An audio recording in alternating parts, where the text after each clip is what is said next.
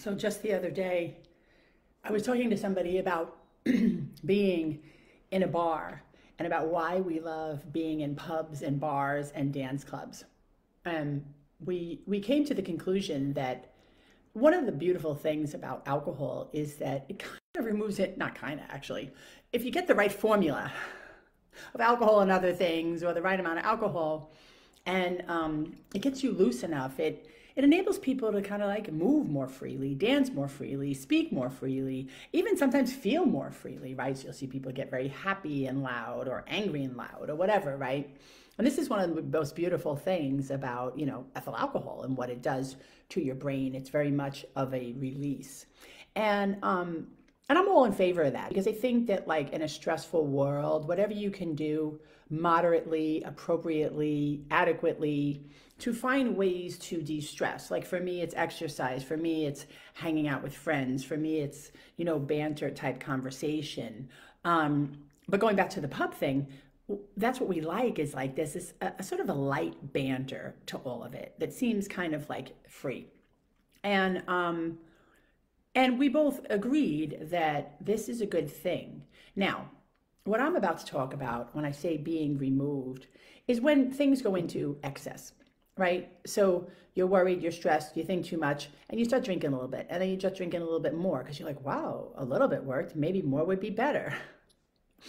Or, anything else you do to check out. Because I think everybody needs checkout time. Everybody needs that time to de-stress. Some people meditate and go to spas. Some people go and listen to headbanging music. Some people dance. Some people go punch things or do kickboxing. I mean, there's a million ways to get rid of energy. And I think that part of that is to be able to almost try to remove yourself from yourself, right? Because you're the one who's in this thing and on this thing and thinking about this thing and attached to this thing all day, every day. Nobody but you. You don't get a coffee break and you do not get paid vacation. So these things that we do are to enable one to kind of take a little mini break, to take a little vacation, to have a little lightness, And I think that that's all good. And if you can find the perfect formula, like a melange, if you will, of things that can help you de-stress and get away from you, then brava or bravo. I think that the part where it gets a little tricky is when it goes into this excess and it becomes a way that you don't get away from yourself. As a matter of fact, it becomes a way that you're more involved in yourself and you become more thoughtful and you become more submersed and you become more likely to isolate and be alone and overanalyze and overthink and stuff like that, right? So these are the things that and the problem with stuff like that is that the things that you use to cope, you'll be the last one to know that it's actually destructive rather than a healthy coping mechanism. Everyone around you will see it, right? And that's when they'll start saying things like, I don't know, don't you think you're doing that a little much? Or I don't know about that. Or maybe like you want to go out and they don't because they don't want to go out with you and stuff like that.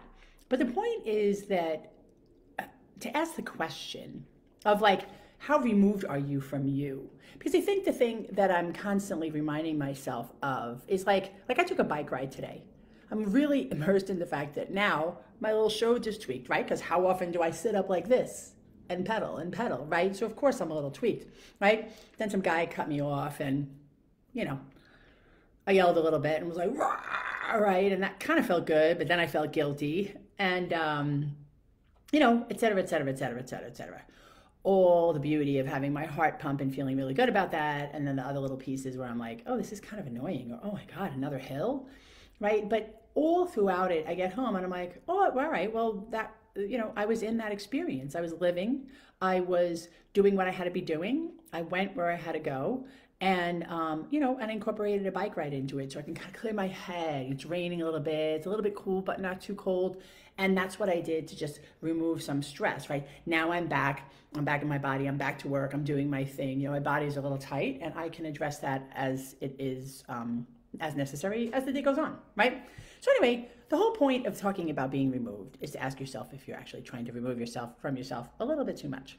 And that's not what you want. Right? You want to be in your own experience because the beauty is in your own experience. And if you've developed a lifestyle where you're trying to check out and get away from yourself too much, you're probably not as happy as you can be. At least that's what I've surmised over the past little while. So If you want to talk about your happiness or anything that you're doing or not doing to prevent yourself from being more or less happy, give a holler. You can message me or email me at nicole@nicoledevlin.com. And thanks again for spending time with me. Have a good day.